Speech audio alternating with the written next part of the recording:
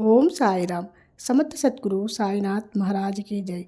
సాయి సందేశం ఏంటంటే, సాక్షాత్ లక్ష్మీ విష్ణు స్వరూపమైన కృష్ణ తులసిని సూర్యోదయ కాలం ముందు విష్ణు సన్నిధిలో ఉంచి విష్ణువు దర్శించిన తులసిమాలను విష్ణువుకు సమర్పించిన పుణ్యఫలములు లభిస్తాయి. అనారోగ్యాలు, ఆర్థిక ఇబ్బందులు, అర్ధాయువు సమస్యలు తొలగిపోయి లక్ష్మి అనుగ్రహం కలుగుతుంది.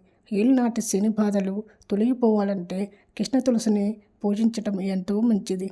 ఎవరైతే భారం భగవంతుడిపై వేసి కష్టాన్ని, నష్టాన్ని, సుఖాన్ని, దుఃఖాన్ని భరించడం అంటే పద్ధతిని అలవాటు పడతారో వారంతా మానసికంగా బలమైన వారు.